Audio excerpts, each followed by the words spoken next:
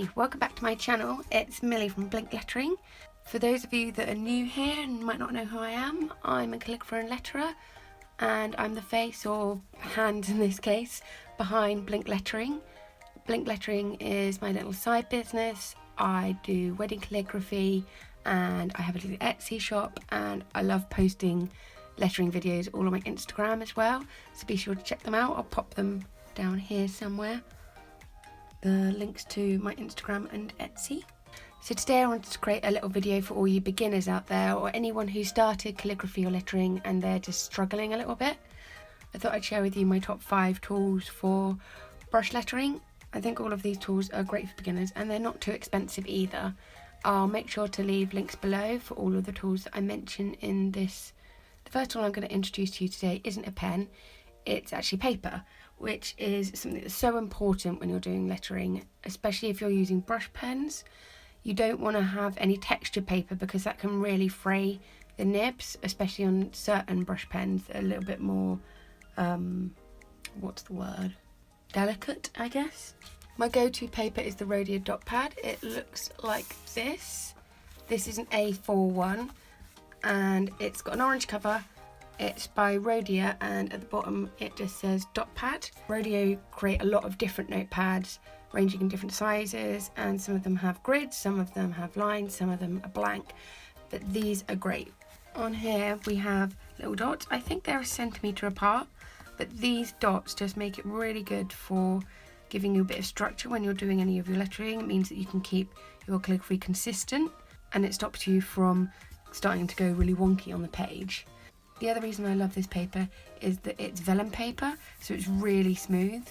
It just means that your nibs won't fray and the ink tends to not bleed either. So it's a great pad for just doing practicing on. The paper is quite thin, even on the blank one, so it's not necessarily something I'd use for like a final piece, but it is really good for practicing, especially if you're a beginner.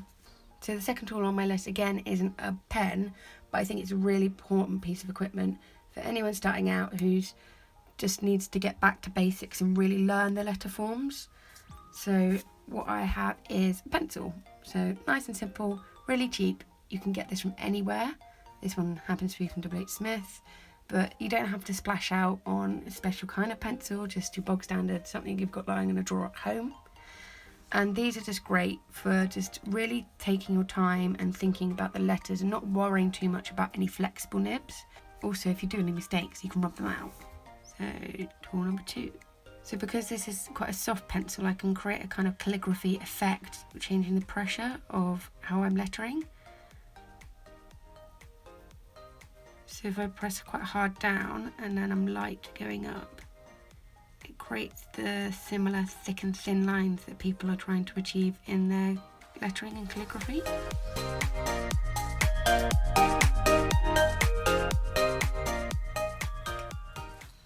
And this is also great for doing faux calligraphy as well. So if I just write pencil again.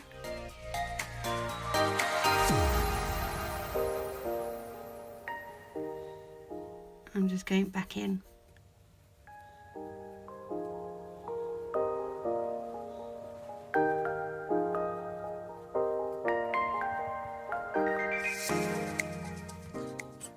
So that's my second tool, and I'll just pop on here what my first tool was.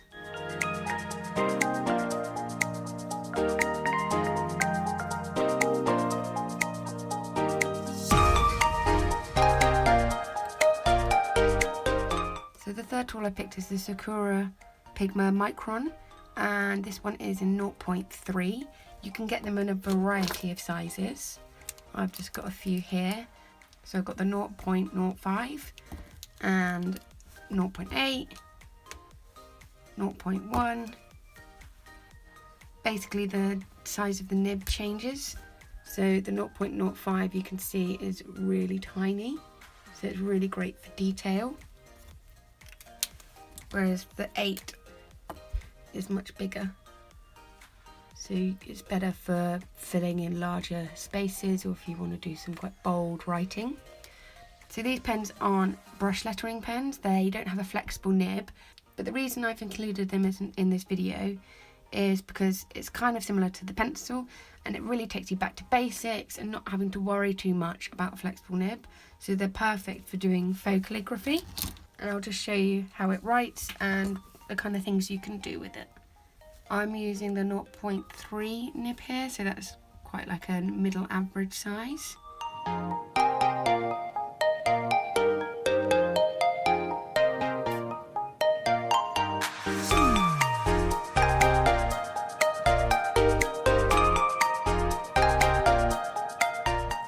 So I've just done some simple cursive lettering here, but you can go back and do some detailing with faux calligraphy.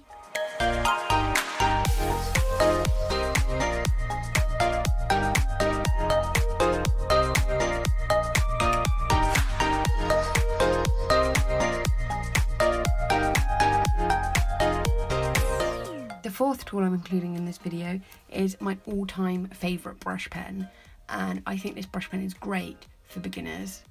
I discovered it towards the beginning of my journey when I was lettering and doing calligraphy, and I was really struggling with lettering and calligraphy. I think it was because I was mainly using pens that had quite large nibs, like the Tombow dual brush pen, and I found this pen, which is the Faux Touch sign pen, and I just think it's great. It's got quite a small nib, don't know if you can see that, but it is a flexible nib. Now if you are planning on buying this, I will just point out that Pentel do a different sign pen, which is just a fibre bullet tip. So as you can see, the nib is a little different. I'll see if I can get both of those up for you. So as you can see, the nibs are a little different. The brush pen is a little pointier and the nib just looks a little bit different. And I'm not sure if you can tell in this video, but the touch pen almost has a kind of sparkle going onto it, whereas this normal sign pen doesn't. Both of them say Pentel sign pen on the back, whereas on the other side it will say touch with some Japanese writing, which I assume says Faux Touch. They're sometimes just advertised as Pentel brush sign pens as well, so just make sure you read the description and it says flexible nib or brush nib or something along those lines, and even if they have like a little picture of how it's used, then that's always a good idea. I'll show you what it's like lettering with this.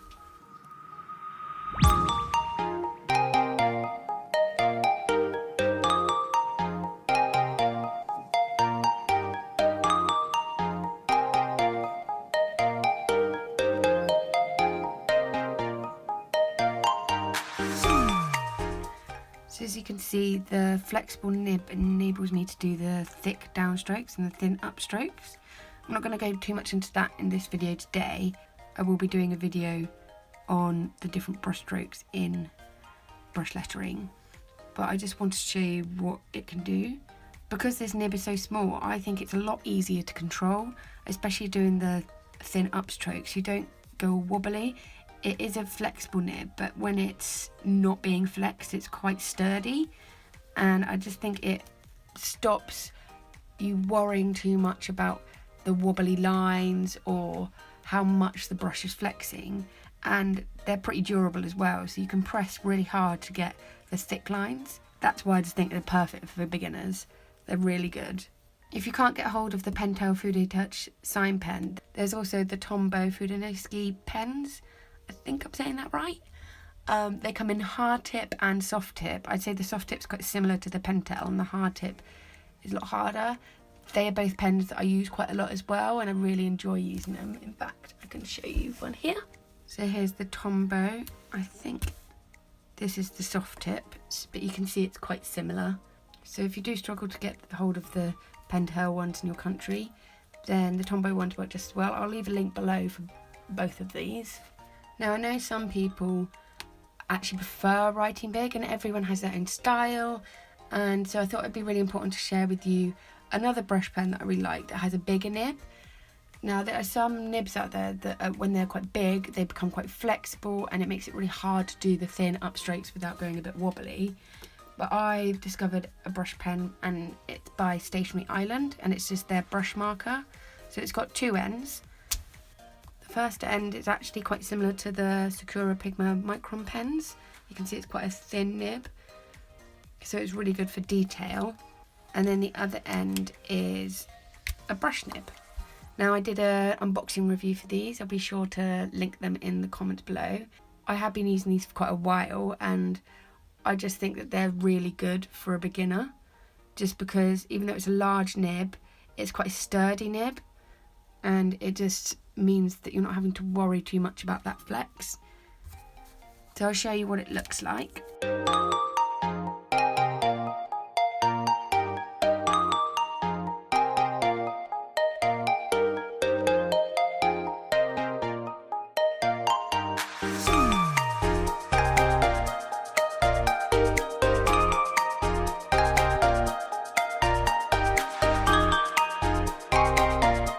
So as you can see, because the nib is a lot bigger, it means that the lettering's a lot larger, so it might suit your style a little bit more. And as you probably saw from watching me letter this, the nib is really flexible. You can do the really thick down strokes, but because it's quite sturdy, similar to the Pentel, it makes it a lot easier to do your upstrokes. And the bonus is that you've got a little detail pen, and you can go in and add some more detailing.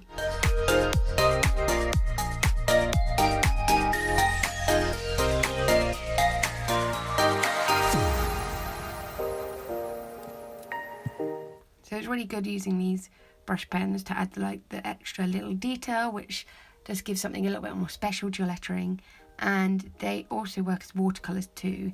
I'm not going to go into too much detail about these pens, but I'll leave a link below for the unboxing and review video that I've already got up for them. So those are my chosen top 5 tools for beginners. If you are interested in brush lettering or calligraphy or any sort of hand lettering, I think these are great tools to get you started, get you experimenting. Or if you've been struggling because some of the pens you've got haven't quite worked out for you, then give some of these a go, especially the Pentel. I think it's such a good pen, and I rave about it all the time, especially if you follow me on Instagram. You probably already know that. I hope you guys enjoyed watching this video and it helped you out a little bit. If you like this video, don't forget to give it a big thumbs up and comment below with any other videos that you'd like to see me do. If you enjoyed watching videos from me, then don't forget to hit that big red subscribe button. Thank you so much for watching, and bye!